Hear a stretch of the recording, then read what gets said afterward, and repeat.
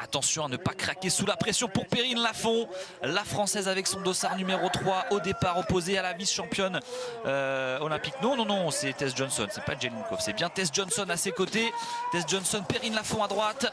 Allez Perrine, qualification en quart de finale pour aller chercher cette 27e victoire en Coupe du Monde, on l'espère aujourd'hui. Le backflip Japan sur le haut, bonne reprise de ski. Les deux filles à peu près dans le même tempo pour l'instant. Ah, l'américaine qui a craqué.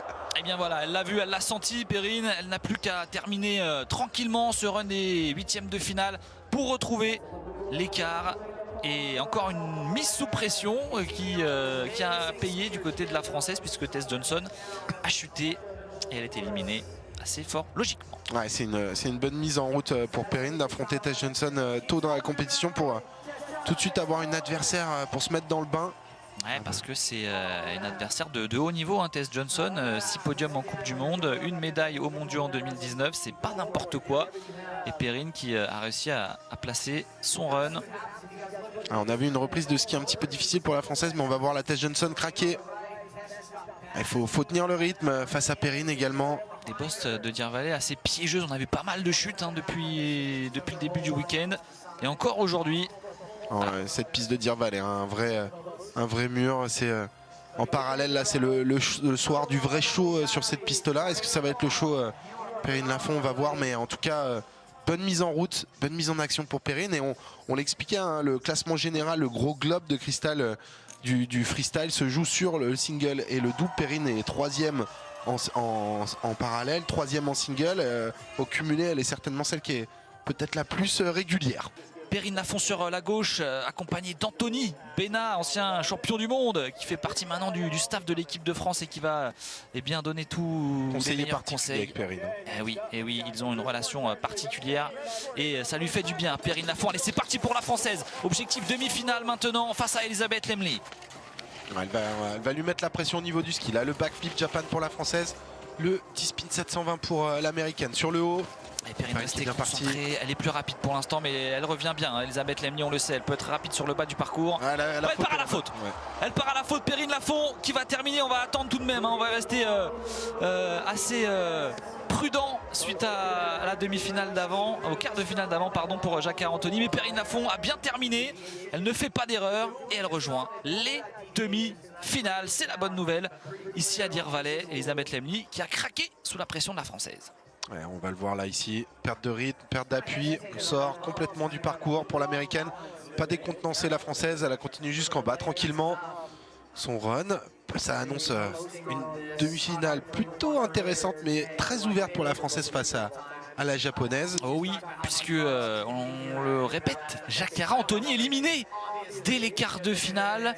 C'est la bonne nouvelle. Perrine maintenant doit en profiter pour aller chercher des gros points et surtout aller chercher cette première victoire en Coupe du Monde cette saison. Ça fait désormais 5 ans que la Française n'a pas passé une saison sans victoire en Coupe du Monde. Perrine Lafont en course dès la première demi-finale face à Rinoya Nagimoto, la japonaise dans l'autre demi-finale, l'américaine Jelinkov face à sa compatriote Anna Sor. Les Américains auront au moins une américaine en finale aujourd'hui. Allez, Perrine Lafont sur la droite de l'écran avec son dossard numéro 3 opposé à Rinoya Nagimoto. Objectif première victoire en Coupe du Monde pour Perrine Lafont, c'est parti. Perrine, elle sait ce qu'elle a à faire, produire un ski propre. Valider des sauts, garder une bonne vitesse. On a vu la japonaise mettre un énorme coup de frein à la relance du ski là. Allez, elle est devant au niveau de la vitesse. Perrine Lafont pour l'instant tout se passe bien, mais c'est également très propre du côté de la japonaise qui ne se laisse pas distancer, qui ne se laisse pas impressionner par Perrine Lafont. Ouais, le backflip cross sur le bas. Allez, la vitesse pour Perrine, ça c'est un bon point. Très bon run pour la Française qui termine sa demi-finale en force. On va attendre le résultat des juges parce que c'était serré. Hein. Yana Nagimoto qui a réalisé une grosse figure sur le haut du parcours notamment, on vient de le voir. Ouais, gros coup de frein par contre. Au niveau technique, elle a fait pas mal d'erreurs la japonaise sur la relance. Après le premier saut, et la Française qui elle restait très propre, très sereine tout du long de ce run et qui devrait logiquement s'imposer dans cette demi-finale. Il y a du suspense tout de même, ça ne sera pas si évident que ça au niveau du résultat, ça c'est certain, mais Perrine a fait le boulot et ça passe. Perrine Lafont en finale, ce sera soit première soit deuxième aujourd'hui à Diervalet en parallèle, mais ça continue. La route vers la 27e victoire en Coupe du Monde n'est pas terminée. Perrine Lafont, le regard fixée vers une 27e victoire en Coupe du Monde face à elle, Jaylin Cove, la vice-championne olympique en titre qui va avoir un soutien total du public américain. Allez, c'est parti, allez Perrine. Perrine, il faut lui mettre la pression. L'américaine tout de suite au niveau du ski. Rester devant. Allez, un backflip Japan versus un backflip Mute. C'est bien parti pour l'instant. L'américaine qui est en train de commettre des erreurs, qui va très vite. Elle fait beaucoup d'erreurs. Jaylin Cove, Perrine Lafont doit rester concentrée. Elle est sortie, l'américaine, c'est fini. Oh, quelle erreur encore de Jaylin Cove. Elle est restée tout de même sur la piste. Attention, on a vu des retournements de situation aujourd'hui. Perrine Lafont qui va terminer et qui va aller chercher sa victoire. Elle va être là. Allez Perrine. Et voilà, c'est bon. C'est certain maintenant. Ah, ça va faire du bien. Avant les championnats du monde, se mettre dans le bain comme ça avec une belle victoire sur une belle compétition de Deer Valley.